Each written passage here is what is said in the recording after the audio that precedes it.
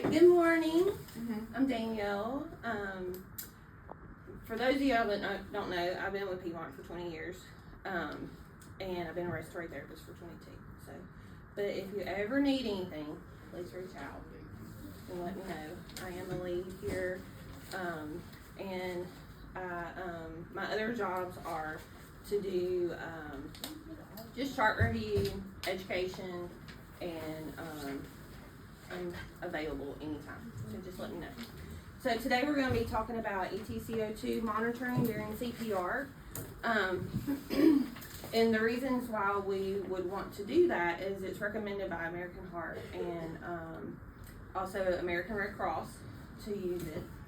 And capnography measures and displays the concentration of carbon dioxide in the inspired air, typically shown as a number and a waveform.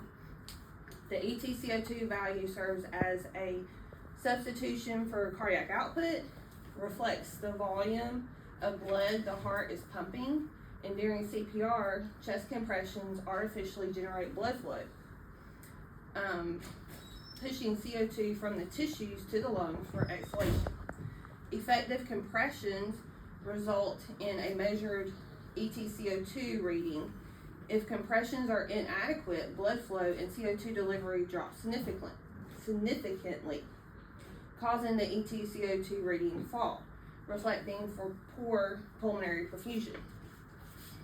And using capnography during CPR can determine the effectiveness of chest compressions and duration of cardiopulmonary resuscitation. So it is a standardized practice that we use here, and using this EtCO2 early is what we should be doing. And the EtCO2 adapter is in the orange airway box. There's 2 of them in there. And then we are going to be talking about the code committee about what to do if the patient's already intubated. So we're not going to have an orange airway box open for that, but we are going to talk to them about how to add it to the crash cart. So normal EtCO2 is 35 to 45.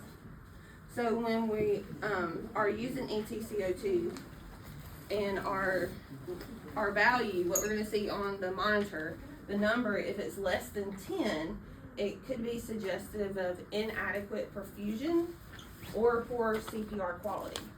So if you're getting a less than 10 during CPR, you want to make sure that you're doing effective CPR, and then it could be indicative of decreased cellular respirations or poor perfusion. And if your EtCO2 is less than 10 for 20 minutes, it is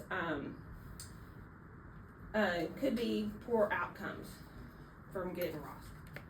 So you want your EtCO2 to be 15 to 20, and then that is showing that you're doing effective CPR and you have effective circulation. And it is a good chance that you're going to achieve ROSC when your EtCO2 is 15 to 20. If you have an abrupt increase in your CO2, it's possible that you have ROSC while you're doing the compressions. So you might want to stop and check and check and see if you have ROSC. And then, so to use the EtCO2, we're going to turn the monitor on.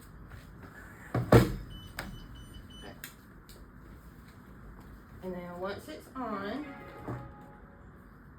we're going to, there's a little arrow on the adapter here, and a little arrow on the, it's hard to see, but another arrow here, and you just line those arrows up. And then we have to zero it every time. So we're going to hit parameter, the soft key here, and then there's one that says CO2.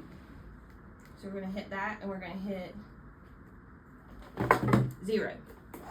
So right here, 0. And so we're going to 0, it's going to tell you that it's warming up. And it should take about 20 seconds, and it's going to tell you that the 0 is complete. And once the 0 is complete, we can add it to our, either if we have an LMA or an ET2. So we can add it to the ET2, and then we can bag with it. And that's when we're gonna start seeing a number generate through the, it's gonna display on the side here. Usually it's in yellow. There. So, if for some reason you get a failed reading, or failed, that it didn't 0, you want to make sure that it's away from an airway. It's not getting CO2 in any way. And then you want to try to zero it for again.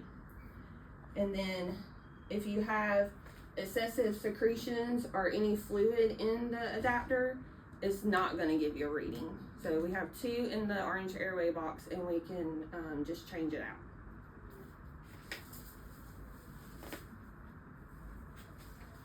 All right. So That that's a was it. question. Even Yes. in the middle of the code, we need to 0 that one in order to. We need to 0 it before we put it on the patient. Okay. Yeah, and as of right now, it's the responsibility of the respiratory therapist. Somebody's going to come in the room and address the patient, and then another respiratory therapist that comes in should come in and 0 and add the adapter. Any other questions? The adapter piece, that's on all the machines? It's currently in the airway box. The orange. orange piece is in the airway box, the blue, the other piece. Yes, it should be attached. It's zip tied to the. Oh, zip ties are good. If for some reason you find a machine that doesn't have one, we need to address that with whatever floor that Zoll is on. Can that piece, instead of being in the orange box, can it be in with the monitor? Because it's like you wanna open that and if somebody's already intubated, you just waste the rest of the stuff just for a plastic. That's why we're gonna talk to the code committee to see if we can get it put inside the the crash cart. There's a little pocket here, but whose responsibility is it gonna be to put it in that pocket? That's just what we have to talk with. Every day, and it's one box that we has extra stuff that we need the monitor paper and Okay. stuff extra. Maybe they can place it On there. top of the crash cart? Uh-huh. We can look into it. So this is a good lecture. This is something that we're going to start using a little bit more routinely. So it's important to kind of know your numbers, be able to interpret them, be able to course correct. This is going to give us better ability to effectively manage our patients in cardiac arrest. So this is going to be something that's going to become a little bit more routine. So definitely spread the word about the information heard here today.